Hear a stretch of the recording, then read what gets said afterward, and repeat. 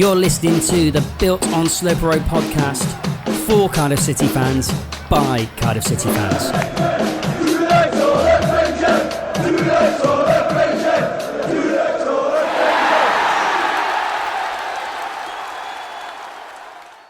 Hi guys, and thanks for joining us on what is now our 6th episode of Built on Slope Road. We're playing things slightly different tonight, or today. This is a very special podcast. We're not really going to be covering the same types of things that we do each week in regards to the transfers and the normal features. So we're sorry about that. We will be getting back to them on next week's pod. But I think actually what you're about to hear will be, possibly one of the most eye-opening interviews that we've been involved in for sure. And it's going to be a fantastic insight into both football and certain mental illnesses in the sport and throughout that as well, with a very special guest, Mr. Clarke Carlisle. So thank you for joining us. I really hope you stick around for this because it's a real great opportunity to hear Clarke's thoughts. As always, I can't do it by myself. I need my team beside me, so we're going to introduce the team as always. We've got Benny is with us. Hi mate, you right? Yeah, good man. How are you? Yeah, good. Excellent. Okay, thanks for joining us. And Adam James is here as well. Good evening, lads. Yeah, how you doing, lads? I'm alright. How is everyone? Yeah, good. You're good. Yeah. Good. My God, my bad. Still pretty warm. Yeah, he's speaking before he's been introduced, so everybody knows he's here. Mr. Dean Rood is here as well. Yeah, guys. Yeah, how you doing, man? Yeah, not bad. Okay, look, so we need to crack on then. As everybody's probably seen, we've been promoting it a lot. We've got a fantastic special guest for you today. Boys, girls, everybody listening, it's my absolute pleasure to introduce to you, Mr. Clarke Carlisle. Listen, it's amazing to have you on, so thank you very, very much for joining us on our podcast. Not a problem. I know it's a bit of a hectic time for you with everything that's happened with the documentary. So we really appreciate you taking the time out and everything to come and. No worries, fellas. No worries at all. It's a pleasure to be on. Excellent. Well, listen. Let me introduce you to our team. We have Mr. Benny Factor. Hey Clarke, how you doing mate? Evening, Mr. Factor. We have Adam James. You're right, Clarke. Thanks for doing it, Adam. And we have Mr. Dean Rood. All right, Clarke. Evening, rude boy. Yes. You just take your time, Dean. Clarke, before we get into everything and into the interview and everything, just want to run some stats by you. Normally we have stats. Normally it's Adam. Adam's our kind of regular stato, but this week I've gone for it on my own. Okay. So to kind of rival Adam, so this is obviously going to go horrendously wrong, but if there's any of these that are wrong, look, you just tell me and you can put them right. I have not got a Scooby-Doo about my career stats. Honestly, you could make everything up and I'd agree with you. Okay. All right, then. Well, look, we'll go with these then. We've got you down as having made 470 career appearances in your time. No, that's wrong. I made over 500. Was it really? Yeah. Oh, there we go. See, first time and I've got it wrong. Oh, well, Oh, there we go. Right. Only because it's a significant milestone do I know that one. See, Adam is back over to you next week, pal. That's fine, Steve. Right. I'll take that mantle back. Right. Okay. So it's all downhill from here, I guess. But 34 goals we had you scoring. Oh wow! Yeah, I'll take that. Yeah, I actually thought that. I thought that's not bad for a centre half. Yeah, decent. Yeah, okay. 9 different clubs in your time, including the likes of QPR, Leeds, Watford, Burnley, and obviously most recently Northampton Town. Yeah. 3 England under-21 caps to your name. Yeah. In 2012, you were actually part of a delegate team that met Prime Minister David Cameron to actually discuss problems of racism and homophobia in football. I did indeed, at 10 Downing Street. Yeah, what was that like? It was bizarre. One of the most surreal situations I've ever been in. It wasn't the fact that I was sat next door but one to David Cameron, the Prime Minister. It was the fact that I was sat next to John Barnes. It was awesome. Was he a bit of a hero for you? Was he growing up? Yeah, John Barnes is a legend, man. Yeah, definitely. Yeah, I mean, I've always kind of wondered what Downing Street's really like when you go through the front door, If it's just... It's crazy. It's crazy to think that someone actually lives there, It's such an iconic building, and you always... it's just synonymous with the politics of the land, not being someone's house, but it's huge. It's like a TARDIS, you know. Well, yeah, this is what I was going to say. I was wondering if it was either like a TARDIS, like you go in and, you know, it's obviously just absolutely massive, or you go in and it's a bit like a set on EastEnders, that there's really nothing there, and 10 Downing Street is actually in, like, you know, a country miles away or something, you know? The wizards behind the curtain. So it really is. You can confirm this. This is a Built on Sloper Road exclusive. You can confirm that 10 Downing Street really is there, and it's as big as we all think. It really is there. It is absolutely huge, and they've got like a mountaintop. They've got like a rooftop garden extending out the back down Whitehall. It's nice. Wow. Yeah, okay. Well, look, just the last couple of kind of stats I think for you. You were the first professional footballer to appear on Question Time. Right. And hold your own, by the way. Oh, thank you very much. And this is obviously a bit of a fun one. First professional footballer to appear and win on Countdown. Yeah, I think that's first current, not current, playing professional. Yeah. I think there's been some former professional players on, but I think I was the first to go on while I was still playing. Yeah. So obviously, you know, you've obviously had some kind of massive highs in amongst all those stats and everything. Can we just confirm, though, that, you know, all that aside, that appearing on Built on Sloper Road is actually topping all of them? It is the most, what can I say? It's the greatest experience of my retirement so far. Well worded, which is all of Thank you very much. About 5 or 6 weeks old. Okay, well that's, you know. I'll take that. Yeah, I'm taking that as well. We'll edit that soundbite, you know, perfectly. So this is the best thing you've ever done in your life, obviously. So no, listen. Obviously, thanks for you know, kind of putting me, you know, right on the stat. I do apologise for not getting that correct. Okay, well look, let's look at your career then. You know, this is something that, you know, you touched on obviously in the BBC documentary recently. You know, you were a young player originally that came through. I mean, what was it like to kind of, you know, make your initial debut for QPR and everything, and kind of burst on that scene? Did you know, you really felt like that was it then, that you'd done it? Well, the moment came for me way before that. The moment came for me at Blackpool because I did touch on it in the documentary. I was released by Blackburn Rovers when I was 14 years old, and that kind of tore my football dreams to shreds. Mm-hmm. And I was picked up by Blackpool, but obviously the difference being Rovers were Premier League, you know, champions just a couple of years prior, and Jack Walker was pumping his money into it. And, you know, it actually fitted the dream. Mm. And then I moved across to Blackpool, who were an old Division 2 outfit, and, you know, struggling with a rundown stadium and just as far removed from the top of football as you can imagine. So when I actually went there, I didn't go there with dreams of actually being a professional footballer. I went there with dreams of getting a scholarship to America after my apprenticeship had finished to read law, because there were exit trials to go over there. So that was my plan. But then when I actually made my home debut for Blackpool at 17, I think I was, maybe 18, I don't know, get your stat on that. When I made my home debut for Blackpool against Carlisle United, I scored a 91st minute winner at the back post, diving header. And it was right in front of my mum, my dad, my granddad, all my family. And I cannot explain to you the feeling of raw and utter just joy that went through my body. It was pure, unadulterated ecstasy.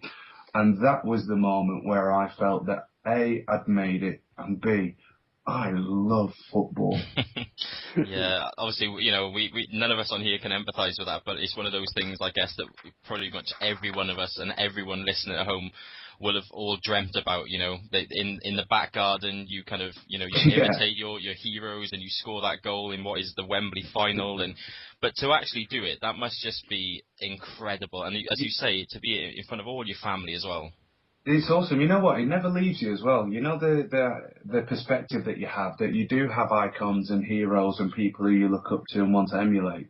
I mean, even I'm notorious, or I was, should I say, notorious in training for my commentary. I would always be commentating on whatever I'm doing, and here he is, the Tongan. half volleying one usually into the stand. But it just never leaves you. There's something about football that grips you. It really does. It takes a grip of your mind and your aspiration and your dreams, and it never leaves, even now. So you obviously had you were in complete love with football then in that case. You loved everything about it. Oh, yeah. There's no two ways about that. I'm not going to say that all footballers are like that, because they're not. I've played with many a player who hates the game, to whom it was just merely a job. But the vast majority of lads who are in the game are in there because they love it, and they've made it because they love it, because that's given them the commitment to actually, overcome any barriers that are in their way and sacrifice everything that is going to stop them from achieving. Yeah, definitely. I mean, I'm gonna ask the boys in a second, because I know they've got some questions and everything for you. But one I'm obviously interested in, and I'm bringing it back to the whole Cardiff City thing as well. Is, I mean, it's a big thing, down the years where you've probably played at Ninian Park and things like that. Yeah. A lot of people have said, ex-players. I know Rio Ferdinand famously said that playing at Ninian Park in the FA Cup tie when we played Leeds was probably more frightening than the likes of Istanbul and things. I'm just kind of interested to hear from your perspective exactly how you felt about when you played at Ninian Park and what your view is, and if you kind of didn't look forward to it for any particular reason, Do you know what? I don't think I ever played for a club where the journey to Ninian Park was going to be such an intense one. There was a bit of beef between Leeds and Cardiff, wasn't there, for some reason and another, and I can understand why that atmosphere was so intense. But you've got to understand that I've only really played against Cardiff in what was the old Division 2. What's now League One, and a couple of times in the Championship. So I've never competed against them in those really intense scenarios other than at the Millennium Stadium. Mm-hmm. But going to Ninian Park, it's one of those iconic grounds. Everyone will always be able to remember an image of that ground. It's not one of the ones that's easily forgettable. But what gets me most about Cardiff in general is Robert bloody Earnshaw. My good God. If ever you had a nemesis, he and Stuart Barlow, I could never stop them scoring. I couldn't stop many people scoring, if truth be told, but especially Rob Earnshaw. Do you know, I bumped into him out in Canada a few weeks back, and I didn't know whether to shake his hand or slap him. But he's my abiding memory of Cardiff, him and Andy Campbell. But when you talk about grounds and iconic grounds that people who have followed football for years will forever remember, Ninian Park's one of them. Yeah, I think, everybody kind of understood that realistically, for the good of the football club, we needed to move and need a new stadium. But, Of course. It's a big battle that a lot of fans have got to face at the minute, because everybody wants their club to keep up with the times and sign the players and blah, blah, blah. But if they're going to do that, there's going to have to be change. And that change means, sadly, sometimes foregoing some of the tradition that your club's had. Like you said, changing your stadium or your training ground, and there will need to be a lot of upheaval, but it's sadly the price you have to pay for progress in what is now, a really elite and money-led industry. Yeah, definitely, I agree. Okay, well, look, I don't want to kind of hog your time myself, so I'm gonna open up to the guys as well. Benny, I'm gonna start with you. Have you got a question for Clarke at this point? Yeah, Clarke. You had that injury back in your career.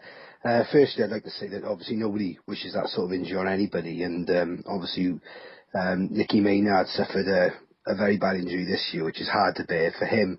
The question is, what exactly keeps you going through an injury of that magnitude? Oh, wow, what a very good question, Mr. Factor. It's really tough, and I think a lot of clubs need to address the way that they treat long-term injuries, because as a player, you feel so useless. The manager I know the manager has his daily and weekly things to focus on, but to him now, you are completely and utterly useless. So you generally don't get the time of day. You come in and train separate to the rest of the group. You generally don't bump into the guys at the same time because you're going out and doing rehab or going to hospitals or whatever and training very specific regimes. And it's so hard to not feel isolated. You know, I had a really tough time with my long-term injury, and I had Richard Langley to go through it with. You remember Lang, as he came to Cardiff from QPR. Yeah, we remember Lang. We did our cruciates in the same game, 20 minutes apart it was. But Rich had his done, I think it was by Stedman, through the kneecap method, whereas I had mine done by Andy Williams, which was the hamstring one. And, you know, Rich is... Fortunately for me, I was out for 2 years, but it was all in one go. I haven't had a problem since. You know, I really feel for Rich because his has kept breaking down time after time. So he's probably been out for about 5 years altogether, but just in different 1-year spells. But just talking about how it is when you're out for that time, you just need to retain that focus on why it is you do what you do. You know, I was desperate to get back to football because I loved football. At that time, my perspective was all skewed and football was everything.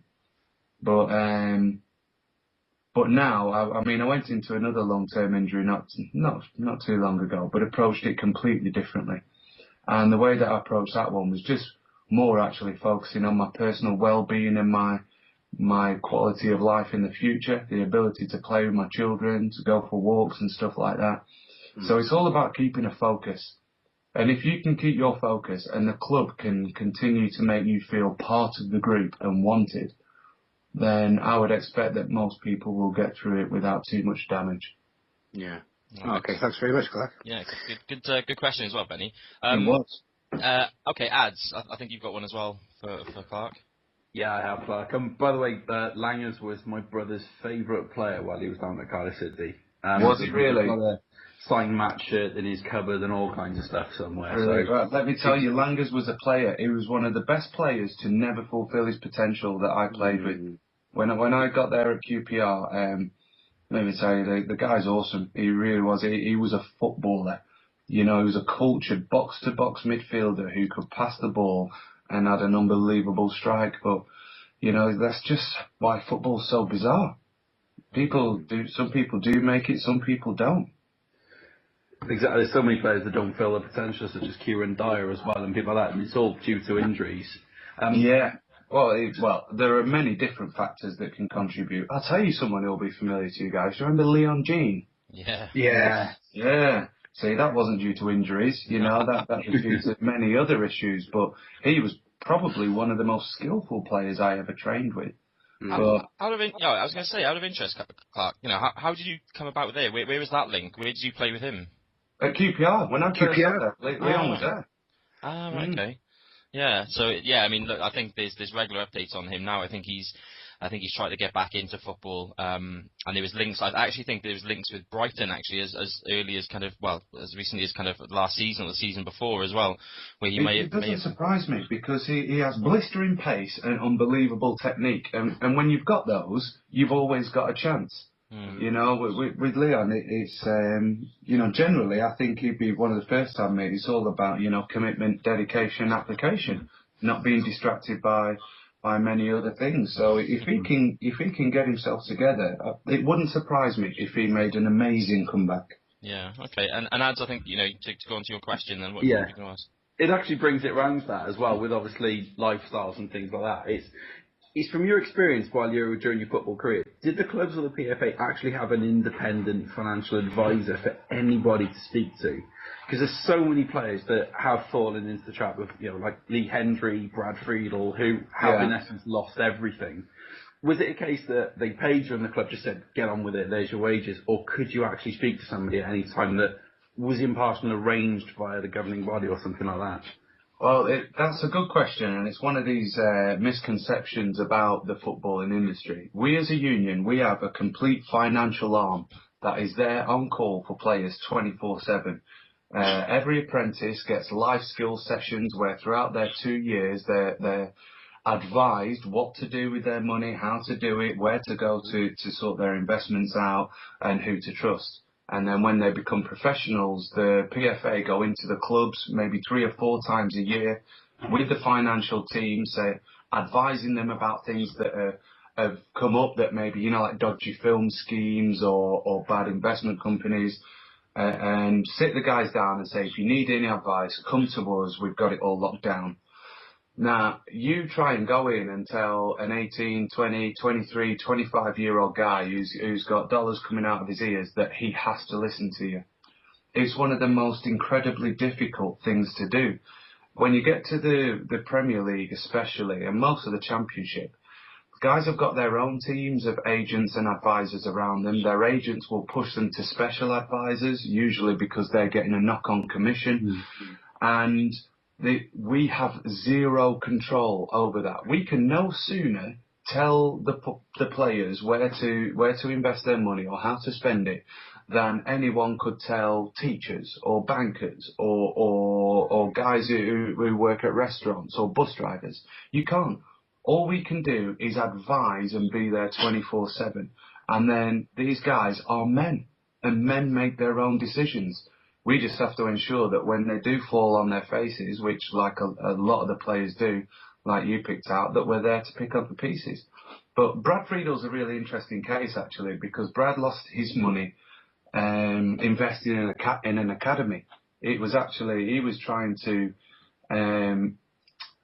support his local community, and it was a charitable thing, but he'd invested in this academy and hadn't thought about the sustainability and how it was going to fund itself, and it ended up just chewing millions of pounds of his own money until he was declared bankrupt, which, it's one of those things where you have such a sense of responsibility because you play football that you feel like you must, invest and help other people. But he did it so much that he forgot to balance it against his future plan and what he could afford to invest. That's crazy. And I thought, obviously, in the role of football and agents, we've obviously fallen foul to that, being new to the Premier League. Suddenly agents want their massive cuts. Agents are going to turn a player's head towards anything that makes them money. It's nice to hear that the PFA do have something there to advise and get the players on the right path. We have it and it's free. Yeah. And we dole it out to every player 3 or 4 times a year. You'd be amazed how many players we called a meeting and maybe 20% of the squad will turn up because the rest we can't be bothered. It's it's half an hour or an hour out of my day at 12:30 in the afternoon when they're ready to go home. It's ridiculous. When we don't turn up, it's just stupid. Mm-hmm. It is, but they only think about it when it all goes pear-shaped. Okay, cool. That adds another great question, to be fair. And Clarke, the answers you've given is brilliant. It's such a great insight into exactly what's happening, Dean, you've been waiting patiently as well. I think you've got a question for Clarke as well. Yeah, it's not as mind-boggling as the other ones, but it's simple. Now, what advice would you give to any young person who is aspiring to be a professional footballer? It's a question that I'm often asked, and my answer to that is really, really simple. I've been playing the game for 17 years, just retired. Not at any stage from the age of 11 up until 33 have I ever been the best player in any team that I've played in. There's always been quicker players, more skillful, stronger, technically better. There have always been better players than me. Yet, I have seen off literally hundreds of players who've fallen by the wayside over the course of those 17 years. And why is that? That is because every day, in everything I do, I give my best. And that's it, mate. If a manager knows exactly what he's going to get from you, he will far sooner rely on you than someone who's a 10 one week and a 2 the next. Mm-hmm. So my advice to any player, any aspiring player, is every day be the best that you can be. because a hard-working average player will achieve infinitely more than a lazy talented one. And then ultimately, if you're a hard-working talented player, then you can be one of these lifelong Premier League players and Wayne Rooney and all the rest. The world's your oyster. But if you want to forge a career, a hard-working average player will be far more successful than a lazy talented one. Yeah, great advice, Clarke. That's a good answer, yeah. Yeah, I think that's really relevant to our football club. Not to say that our players are average, but I think Malky Mackay's, philosophy, the mantra that he came in with, that in literally day one, in his first press conference, he said, that the fans will forgive people making mistakes, but they won't forgive people not trying hard. Yeah. And that's clearly been his philosophy, because it is very much a case of, players, again, I'm not to say that any of these are average, but they're not kind of headline grabbers. The players like Don Cowie and Andrew Taylors and things like that he's brought in are kind of Mr. Consistent, they work hard, they give absolutely everything. The likes of Aaron Gunnarsson is another one, that I'm thinking of. They're exactly those sorts of players. And to be honest, I think that what you just said there about giving your best every game is actually the reason why we won the championship last year. I'm inclined to agree 100%. From the outside, and I know Malky, I love him. I've talked to him a lot over the course of the season, over one thing or another. But look, what I've seen is it's almost like he's done the Moneyball thing. Have you seen that, Bill? Moneyball. I haven't, no. Watch it. It's about a guy who takes over a baseball club in America, and he doesn't buy people on their reputation or anything. He just trawls through the stats of the game over the past 5 years and selects these players who are now like off the radar, but who have been hitting these stats consistently for the past however many years. And that's almost, to me, what Malky's done. He's trawled through and he's got players. There are no superstars other than probably Bellas, and he's got these players who he knows will fulfil their jobs 9 times out of 10. And on that, you will win a league. And he's done it. It's awesome. I think it's an outstanding achievement. But it goes back to a lot of what Sir Alex Ferguson said. Sir Alex said that he knows every week 3 of his players will not play to their potential. Every week. And that's why he needs to know that he's got 7 players who will perform to their potential every week. And then you've got 1 person who may or may not be a game changer. And that's why he never has a Benny at someone who doesn't have a good game, because he knows that next week they might be the one who rescues it for another. What an outstanding perspective on a game of football, because how rarely do you see 11 men perform to their maximum? No, you're absolutely spot on, and I think anything that Alex Ferguson said's definitely got to be taken, seriously as well, Really? Well, what's he ever done? Yeah, true. Yeah, well, to be fair, he does have one slight. Obviously, he chickened out of football the minute Cardiff City arrived in the Premier League. So, but look, okay. So listen, thanks for answering your questions on the career side of it. Moving over to obviously your PFA role, then this is something that obviously you're kind of huge on. And in fact, we had Gavin Ray on last week, who's obviously just set up his sportscareers.co.uk business with David Weir to obviously help those footballers as well, both at the beginning and at the end of their careers, which, we all agreed was a fantastic business and something there should definitely be more of in football. It obviously touched on, again, the documentary you made. I mean, in regards to that then, in your career, I mean, I think you took over from Chris Powell, obviously the now Charlton manager. I did, yeah. So how did that actually come about then? How did you even kind of get to become that role? Well, it's quite a long process, and actually I now have to relinquish the role because you have to be a current professional to be chairman.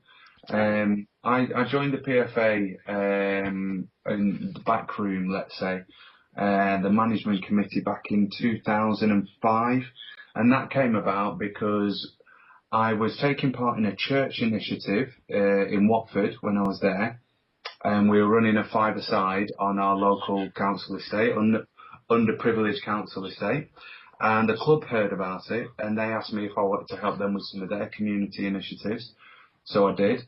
And then the PFA heard about it and asked me if I wanted to join in and help with some of their community initiatives, so that was the progression over the year. And from there, I went on to the management committee, which is a group of about a dozen players who meet 4 times a year. And basically, it's a union, so you have to have representatives at decision-making level. And you have a dozen players across all 4 divisions who have these meetings and just discuss what the PFA's plans are, anything that's affecting the game currently, and anything that needs to be changed. And then generally, the chairman will be voted up from that management committee, and that's exactly what happened. Oh, well, okay. Yeah, so I mean, you've obviously enjoyed your time doing that. Yes, it has been very rewarding, but it's been tough, Steve. It's been incredibly tough. We're entering into an age of transparency, of accountability. We're in an age where, because of the elevated position of a footballer and the aspirational vocation that it's become, there's an unfair expectation of morality from footballers. It's far different to any other job in the country. You know, I think there's probably only politicians who are expected to behave in a similar fashion or to be so accountable for their actions. Can you imagine if you took a survey of all 18 to 35-year-olds in the country about what they were doing on a weekend of an evening and compared it to the behaviours of the professional footballers? There would be so many elements of misbehaviour, etc., and that I think that the profession of football doesn't get credit for the good work that it does. Yeah. The lads in it, and that's because the guys who do misbehave or slip up, they're the ones who make the front pages, whereas the guys who go to the hospitals or set up their own charities or whatever it may be, good news is no news. So over this past 3 years, it's been incredibly difficult. It's almost like football's been in ethical meltdown, but I've learnt a lot from it.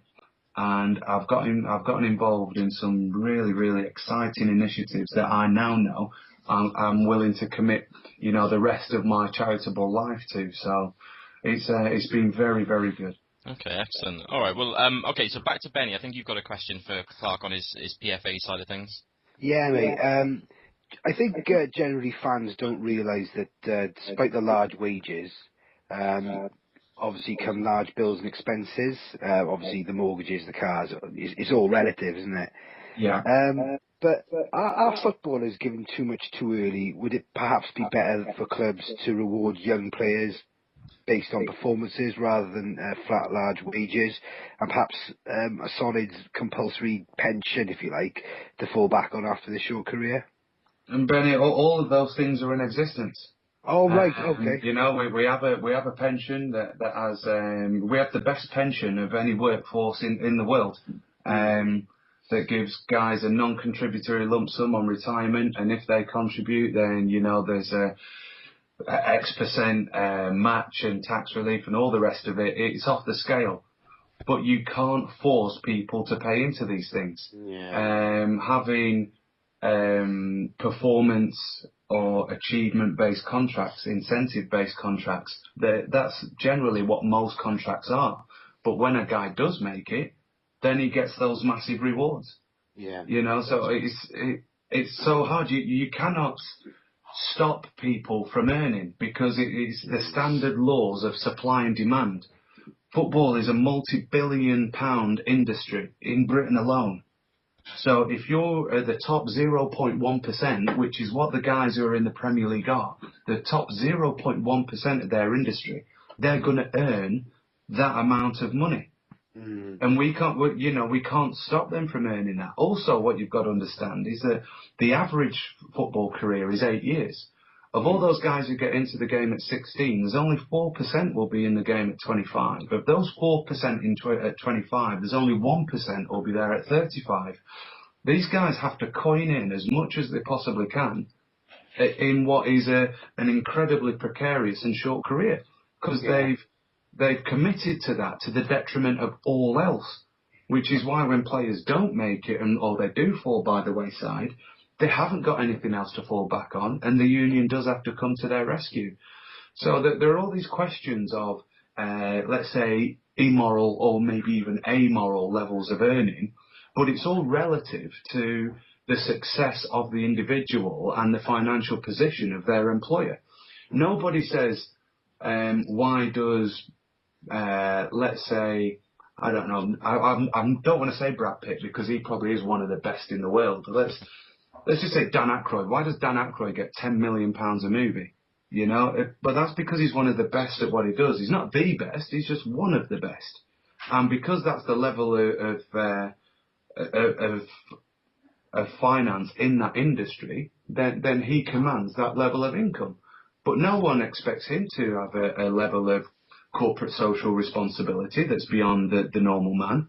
No one expects Rihanna to behave in a morally acceptable way, or any of these bands who you see trash hotel rooms. There's something about football that sets it aside from society.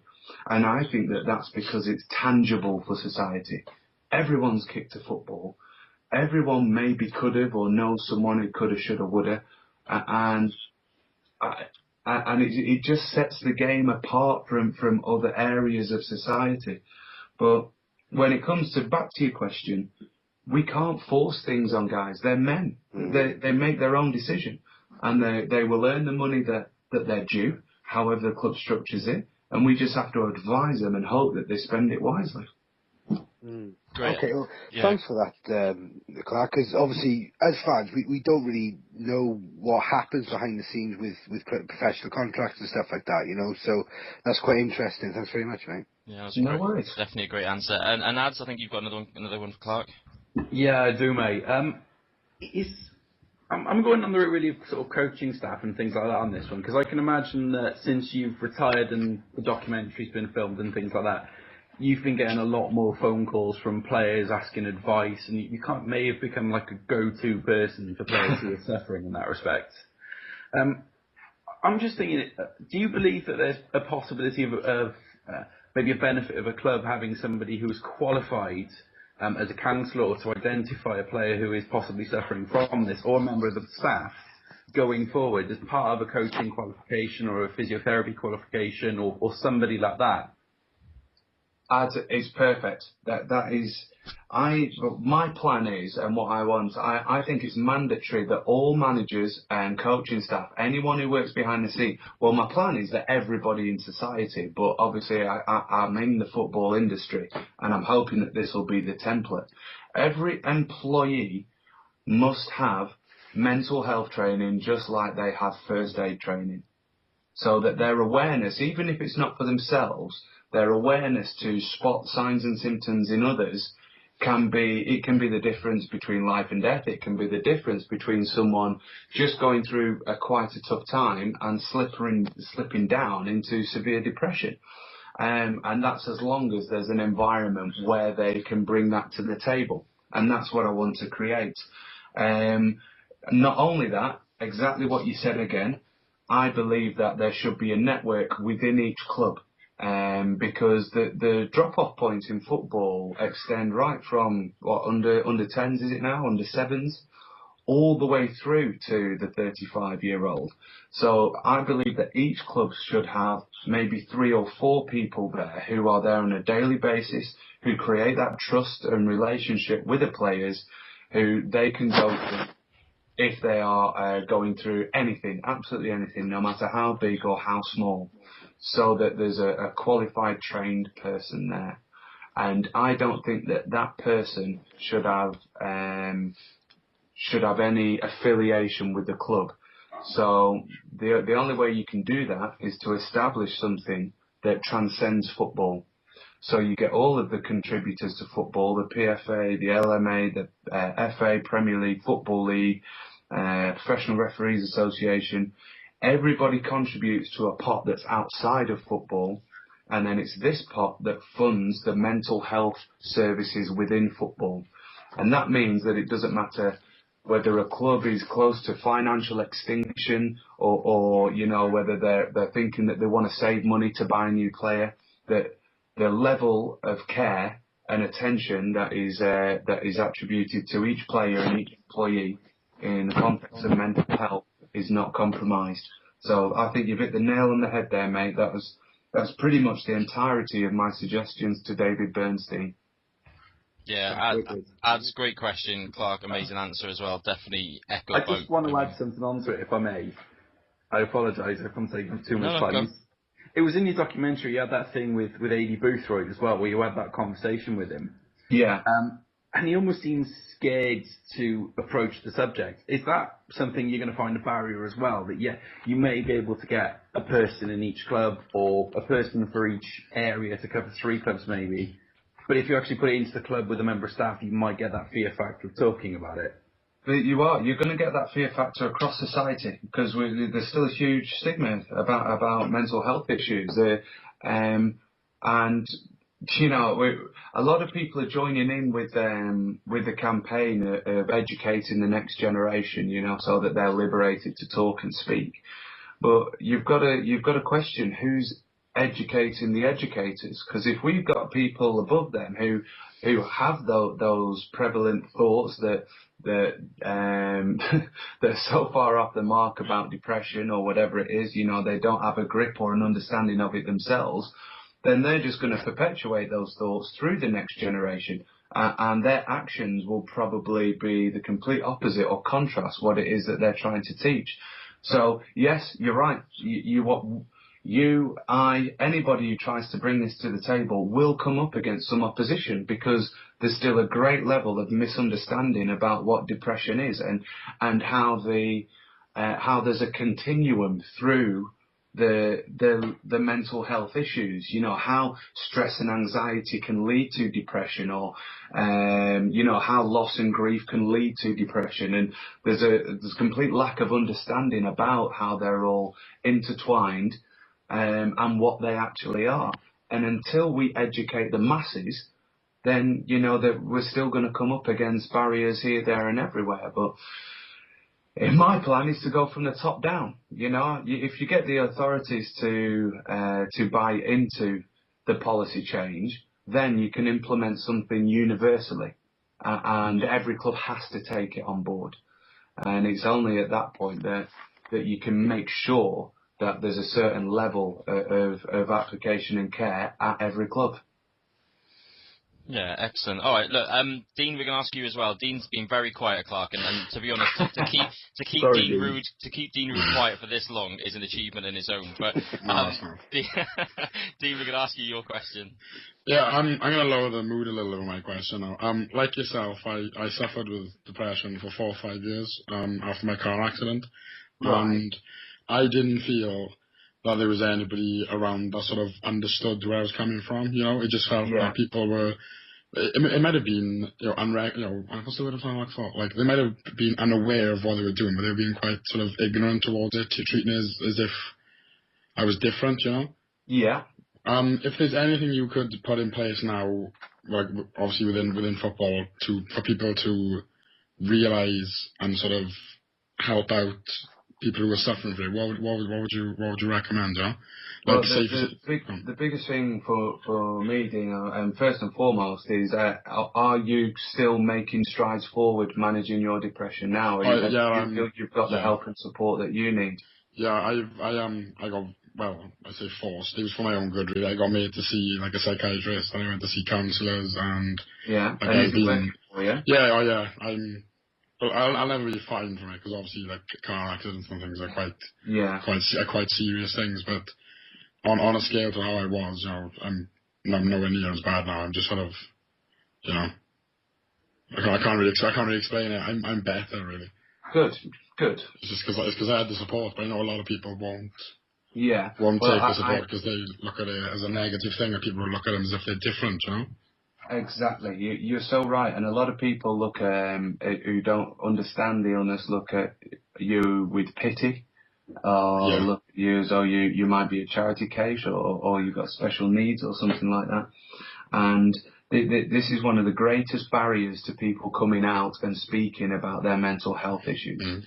And the only way that we can get over this is to make sure that the first point of call, the first person that someone comes out to, because it takes a lot of strength and bravery to come out because of all this stuff that you might get.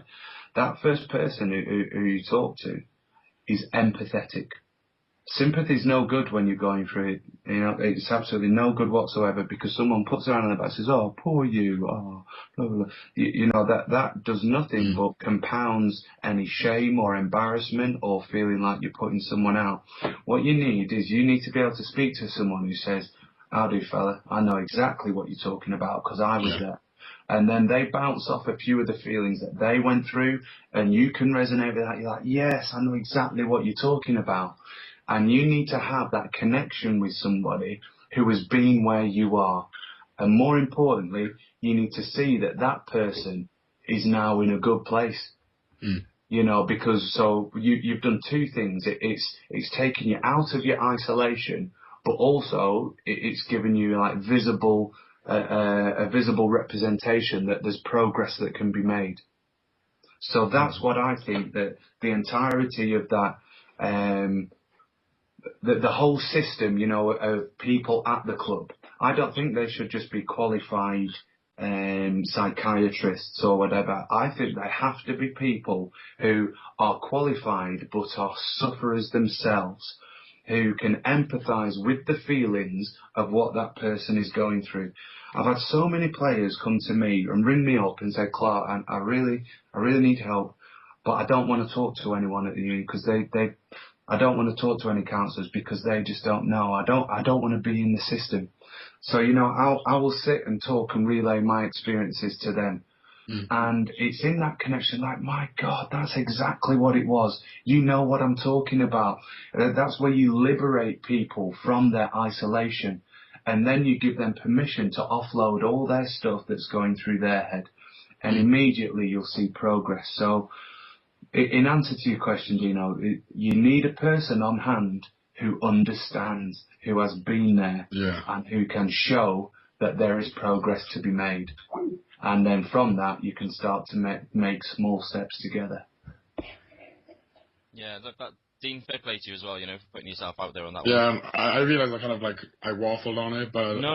Clarke will probably understand it's quite difficult to express how you feel about it on times. It's incredibly difficult, fella. It is, because you're searching for words that will never, unless someone has suffered from depression, and this is with all due respect to everybody who does sympathise and who wants to help, unless you have suffered from depression, you cannot comprehend what your mind and body goes through when you're in a serious bout, or when you are, you know, at your lowest clinically depressed ebb. You can't put it into words. You know, what I put out on the programme was as clear as I could make it, and it was still a million miles from where I was at. So, you know, I'm delighted that you feel like you are making progress, mate. But I just encourage you in that. Small steps, you know, constantly strive for wellness, because it's within your grasp, mate. There are literally tens and hundreds of thousands of people like you and I walking the streets thinking that nobody wants to hear and nobody wants to help. Yeah. It's all lies. It's all lies. That's the biggest thing I thought, because initially I thought, oh, you know, I'm fine, I don't need to, you know, but then I'd be on my own, and then I'd sort of be like, you know, I'm feeling quite low, like, you know, and I just let it snowball, you know, it got worse and worse for me. Then I ended up, I just didn't want to talk to anyone. You know, I wouldn't eat, I wouldn't do anything, and then I was like reading up on it. I thought, you know, this is me, like, you know, and I just kept I was running away from it, you know. But the best thing I ever did was speak to someone, and the first person I spoke to was I can't remember her name. It was just Sandra, I think, a woman called Sandra. She was in a local sort of counselling group. Yeah. She'd been through issues with domestic abuse. Oh, right. So obviously, even though they're two different things, but obviously you feel, because I was so depressed, I felt at the time I felt quite worthless, and because I was like in a wheelchair and stuff, and you know, I was all bandaged up, I felt like I was no use to her, you know, and she felt the same way. But soon, I only seen her for 2 weeks, and you're surprised how much of an impact it made. Brilliant. You're so right, you know. You can be in such different situations, you can live such different lives, be in different industries, but a lot of the time, the underlying feelings are very, very similar.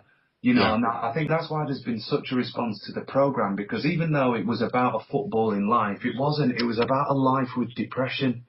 And people who have been there and felt that and experienced it, it resonated with them. They're like, my God, I know that feeling. You know, I've been to that place in my head. Yeah. And yeah, you know, it frees people to share their experiences as well. Yeah. It's awesome. It's an awesome thing. It's so liberating. Depression is one of those illnesses that feeds itself because it locks you away in your own mind and it warps your thinking and further continues the isolation by making you feel you can't open up to someone else. The very thing that you need to do is the very thing that it stops you from doing. But let me tell you, once you do that, you are on the path to recovery. You are on the path to wellness. You just need to keep working that path, mate. Yeah, no, fair play to you again, Dean. You know, Clarke, before we go and give you some questions from that the fans have sent in to us. Obviously, we've kind of mentioned this documentary, all this. Just to put it out there again, if anybody's not seen this is Football's Suicide Secret, which is still available on iPlayer. So as you listen to this now, if you've not seen it yet, look, I know for a fact that all of the four of us, you know, on the regulars on the pod, have all seen it. It's a fantastic documentary. You know, it's you know, I think it really did touch me when I watched it, definitely. You know, and it's well worth a watch. You know, you don't need to be a Cardiff City fan. You can be a fan of any football team. In fact, you know, you could be not even a football fan at all and still find that point. So if you're listening to this and you've not watched Football's Suicide Secret yet with Clarke, definitely go watch it. Dare you? Yeah, go watch it now, you know, before you do anything else. But Clarke, just on that one again, before I give you the fans' questions, how hard was it to make that documentary? Because obviously you went through a lot in that, you know, and you had to kind of rake up some clearly raw emotions in that, you know. So how hard was that to go through that yourself again? It was incredibly difficult. You know, I'm not going to lie to you. The scene when I went back to the park. They edited it down so much because I literally capitulated. You know, I was on the floor. I had all snot coming out my nose and everything. It was incredibly intense. But let me tell you, it was so liberating. I'd never been to that place physically. I'd never been back to my suicide site, and it had always been locked in Pandora's box. And even though the feelings were so dark and oppressive when I got there, I came out with the realization that I am alive. I do have a beautiful family who I the conversations I had for the next 3 days, I was just ringing my wife, my kids. I love you all so much. I love you. You know, it has just opened my eyes to how amazing this world is and my family are and how blessed I am. So as tough as it was to get through that, coming out the other side has been amazing for me. It's been amazing for, like I said, my perspective and just realising now how fortunate I am. Yeah, no, mate, look, it was definitely something that I obviously related to. Dean and everybody else obviously clearly the same. So look, I think we'll take this opportunity to say thank you for making it alone, because, you know, I think we all agree that there isn't enough knowledge of mental illnesses and things, you know, and there should be more. So for you doing it, it's brilliant, you know, more people to know. So it's definitely no one. All right, look, so we've been asking fans, you know, ever since we announced that you were coming on, to send in your questions. I think Dean's actually got the first one on this one, so I think he's gonna put this to you. Yeah, this is actually coming from someone who wanted to remain anonymous. And that doesn't bode well. It says, Clarke, I saw a documentary that you had your own demons to overcome during your career and your own suicide attempt. How did you move on from that, and what would be your advice to someone that may be going through a similar experience? I think they mean more to do with the non-football inside, but to do with the emotional side. It's quite an ambiguous question, really. But if they're talking about the suicide itself, you know, then I locked it away for 12 years, and I only dealt with it this year. And dealing with it has been one of the greatest things. It really has, because I've been able to deconstruct it, to realise that I wasn't in a good state of mind when I made that decision, but it's also allowed me to focus on where I am now and what I want to do with the rest of my life. So my way of moving forward was basically improving my mental health. It was getting my depression diagnosed. That was only 2 years ago. Treating that medically, obviously, with the fluoxetine I take each day, but also with those trusted people around me. You know, I've coined myself a new phrase. It's called my safe place. There are certain thoughts that go through my head that I need to verbalise. You know, and one of them was just before that shoot in Acton, where I said I woke Mrs. C up in the middle of the night, and I said, Jem, I'm really scared about tomorrow. She said, what do you mean? I said, oh, you know, I know I'm in a good place, but I've never been back there before. I don't know what's going to happen. She said, what do you think's going to happen? I said, I don't know, but I just needed to let you know that I'm scared about tomorrow. And that was it. And then I fell asleep like an inanimate object, and I woke up ready to face the next day. But that's only because I know what I need to do to get things out of my head. And also, I have those trusted people around me to talk to about. So there are some things that obviously I don't want to tell my wife. So I know I can call on my brother. I know I can call on Peter Kay. I know I've got a very good counsellor. You know, you need to have this council of people around you who aren't going to judge you and who are going to support you through. But most of all, you need to be free to talk about your innermost feelings, because that's the only way you'll be able to step away from them. Yeah, definitely. Clarke, just to confirm on that one, did you just say that you can call on Peter Kay? Yeah, not a comedian, but... Oh, right, okay. That's what I was thinking, really. Can I just say that... Chief exec of the Sporting Chance Clinic. Right, okay. That Tony Adams Clinic, the one that I went through, and he's become a lifelong friend. Oh, right, okay. I was going to say, obviously, you being the chef. Yeah, I was going to say, you being a Lancastrian, I thought there might have been a link there, and I was going to say, if there's anybody to, you know, yeah, I was going to say, if there's any way of kind of just being able to call on Peter Kay, that's going to help any situation, definitely. Certainly pick you up. Ads, I think you've got a question sent in for Clarke as well. I do, yeah. It was sent in by Gary Jones on Facebook. You've obviously explained to us about the pension pot and things like that for players when they retire. But what would you change about the current setup in football to offer players more support when they do finally retire and you know, move on to pastures new? Oh, wow. That's... Cool. How long have we got on this podcast? How long do you need? Do you know what I would do? I would make an alternative qualification mandatory. So yeah. I would say that if you are a professional footballer, you must be either studying academically or learning a trade or something that gives you an alternative. And it's mandatory. It should be part of the standard contract that you have to, you know, like your job seekers allowance, where you can only get it if you are searching for a job and you have to prove that. I think you should only be able to have a professional contract if you can prove that you are working on an alternative career at the same time. I think it's fantastic. That's a fantastic answer. That sounds mental, I don't know, just like picture Aguero in like Tesco's. Aguero the Sparky. Yeah. But again, you know, not to sound like we're plugging Gavin Ray's business for him all the time, but I mean, obviously, whilst that's not in place, you know, I guess in the businesses like sportscareers.co.uk, that's you know, offering that kind of chance then for people who, you know, whilst that kind of initiative isn't in place yet then.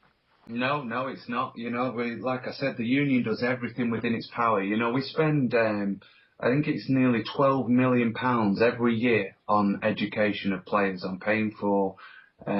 We will pay 50% of any course that a player decides to do. Wow. We'll contribute to their materials. If lads go out of the game and they don't have a professional contract, we will give them bursaries so that they can go to college and university for living costs.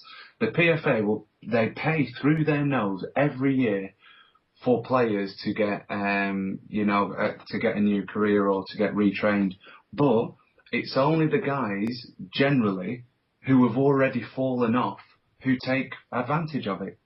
It is so hard to get current professionals to get into, you know, the mode of an alternative career, and that has to change. What I found scary about that is you said it's 12 million pounds.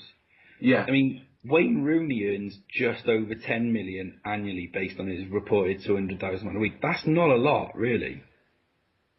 What, the £12 million that we spend? Yeah, if you compare it to footballers' career earnings as well, there's so much more money going to the players and their agents than actually to the good of the game and for their lives afterwards. Well, we only spend that because that's the amount that the players will spend. You know, we would spend more if more was requested of us. Yeah. If that makes sense. Yeah. They're funded courses, but then you're taking an example that's completely way off the mark. You know, Wayne Rooney and maybe another 20, 25 players are earning an absolutely ludicrous amount of money. Yeah. But even at Manchester United, you're going to have probably half a dozen players on £500 a week. You come down to Northampton, we had lads on £90 a week last season. We got to the playoff final. So, you know, don't be skewed by the money at the top of the game, but also the top money at any individual club. You know, even at Burnley, when we got to the Premier League, we had one player on 15 grand a week, but pretty much everyone else was in between, like, you know, 2 and 4. And then the young players were on a couple £100 a week. So the money that is going to the top players is going to the top players. Everyone else is falling into line beneath. Yeah, that's fair. Okay, and Benny, I know you've got a question. I think this may have kind of been answered slightly earlier on, but Benny, I think you've got one as well. Yeah, I was thinking that, Steve. It's from Adele Andrews via Twitter. Other than the playoff final with QPR. You got a bit West Country there. Clarke, Clarke, just to explain to you, this seems to be a new thing with Benny, that somewhere during the podcast, Benny will turn into a pirate. It seems to be when he's saying Twitter. But, so I'm glad you picked up on it, Clarke. Cause we had a lad at Northampton called Ben Tozer, and he spoke like that. Okay then, Long John Silver, if you try and answer your question again. Yeah, other than the playoff final with QPR, what has been your biggest memories, thoughts about playing Cardiff City down the years? Very simple again. It might have been that very same season, but you'll have to check my dating. At Loftus Road, Robert Earnshaw, hat-trick, he did nothing in the game. I could poke his eyes out. I really nothing in the game and scored a hat-trick. God, yeah, if it's any consolation to you whatsoever, you know, obviously he did it to quite a lot of defenders and quite a lot of teams as well. The chant was Ernie's going to get you, you know, so he did do that, you know, quite a lot as well. I'm not going to lie, Rob's a player, you know, his pace, he was one of those, he could create his own chances just by his pace and his thoughts. You know, he would take a chance on a long ball, on a ricochet, that as strategically you just wouldn't take that chance. And I'd turn around and he'd be on the ball 15 yards from goal, and I'd be thinking to myself, how on earth did you get there? And what on earth went through your head to put you there? You know, and there are some strikers who have this within them. It's, you know, what do people say? They're sniffers or natural goal scorers. They put themselves in positions where they're going to get opportunities. And he's one of those players, and he's one of the most clinical players I ever played against, Rob. It really was. I was going to say, I mean, I've always said that it was really two things. It was his reading of the game and his pace, because, to be honest, his first touch was piss poor. But everything else was... You obviously never saw mine. But, you know, it obviously got him in that position, and, of course, once he was kind of bearing down on goal, that was it, you know. 9 times out of 10, you know, he'd finish it. All right, look, our last question then. This is coming from Gareth Roberts via Twitter. Quite an emotive and quite a hard one, this one, I'll be honest, because this is obviously kind of ties back into to your documentary, but obviously when Gary Speed was kind of taken from us, should we say, obviously it really did rock this nation massively. It rocked football, but I can tell you now, this, you know, the feeling within Wales was just just heartbroken. This is a guy that obviously was an absolute legend, and I know that word is used massively, overused really. But for him, he was a legend amongst Welsh football. Obviously, he was the current Wales manager and doing so well. So it was really kind of heartbreaking, and I think that's what kind of Gareth's going through on this. He said, Clarke, firstly, your documentary was one of the most poignant pieces of media I've seen in a long time. So thank you and well done on that. You spoke to Gary Speed's sister during the touching interview. He wants to know, where you were when you first heard the news of Gary's death, and how much that actually rocked you personally. Well, when I heard about Gary's death, it was one of those things that you just couldn't believe. It was one of those things where someone told me and I dismissed it because it was so unbelievable. I thought that's going to be a Twitter prank or something like that.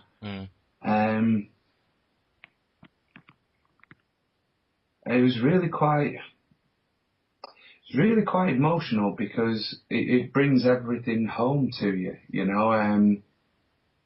It's not always about yourself, but when you know that you've been to a place and you've escaped from it, for want of a better word, when you see that someone else wasn't as lucky as you. It's funny, you feel guilty sometimes. Feel guilty because I look back and I wonder, why did I get found and why did he not? He's an unbelievable man, and he was doing great things, and he had family who loved and adored him. And my heart goes out to all those people. We're emotional for Gary, and rightly so, and people have poured their love and their support out to me because I've told my story. What about the 6,500 people who committed suicide last year? What about them and their families? Who's pouring their hearts out for them, fellas? Yeah. There's so many people, so many families absolutely crippled by suicide, by mental health issues. And I just want us to come together and do as much as we can. Yeah, look, I think that's completely echoed by everybody on here. Definitely, it's, as I said, it rocked an entire nation. It rocked an entire sport. And as I said, I know people that were not even sports fans at all. It's quite the opposite, that really felt it, and clearly it's even evident now to hear in your voice, exactly how emotional that is.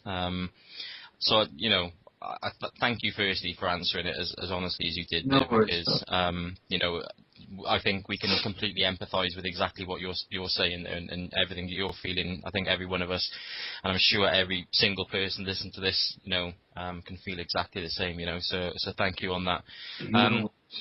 Clarke, look, that's kind of the end of the interview that we've come to at this point.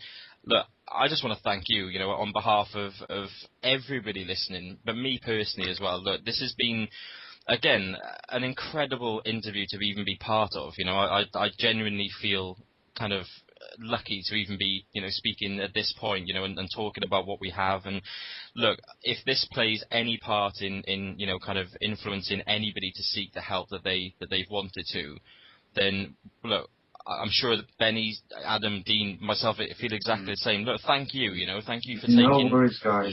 Thank you for taking your time out as well, because you're doing an incredible job. Obviously, as a player, as the PFA chairman, but look. Again, I'm sure I speak for the guys here. Just as a person, man, you come across as one of the nice guys in football. And look, you deserve every kind of bit of happiness that obviously your retirement and everything will bring from this point on. But yeah, look, you've answered every question with dignity, and look, just thank you. Thank you so much for coming on. You're welcome. Well, you know where I am. Yeah, no, we kind of really appreciate that, So look, hopefully everybody listening to this, look, please send us in, your kind of thoughts on this. Obviously Clarke's on Twitter as well. Please let him know exactly how you feel about this interview and everything as well. Clarke, we're obviously going to let you go. We don't want to take up all your time. We really appreciate everything that you've given to us so far. we will definitely keep in touch. We will definitely look out for everything that you're doing next. And by all means, and again, I know I speak for everybody on here, if you ever want to make a reappearance on Built on Sloper Road, you are more than welcome, my friend. Oh, thank you very much, fellas. Thank you for that was an outstanding interview. It was the depth was far different to many interviews that I've had. It was a very good one. So hopefully it will benefit people, and hopefully the Bluebirds playing in red will do well in the Premier League this season. No problem at all. Well, listen, thanks, Clarke. Take care, pal. Okay, look, so that's the interview this week. Hope that you've really enjoyed this kind of special podcast. It's a little bit different to normal, but I think that you agree it's been well worth listening to, and some amazing kind of insights with Clarke then, and obviously some of the stories. I'm sure you've been kind of touched by what Clarke has talked about. So yeah, look, thank you for everybody for sending your questions in. Please get in touch with us, via Twitter or via Facebook. Please let us know what you thought of this particular interview, and if it has helped at all in any ways. Clarke is on Twitter, obviously, as well. You can get in contact with him. We'll be promoting his Twitter handle and everything, very soon. We are back next week with a normal kind of pod in regards to the features and everything. But thank you so much for joining us on this one. And yeah, we really hope that you enjoyed it. Thanks to Benny, to Adam and Dean. Cheers, guys, for obviously being part of what was an amazing interview. And yeah, we'll all say goodbye, and we'll see you next week. Okay, bye. Bye, guys. Ciao, guys. Hello, everyone.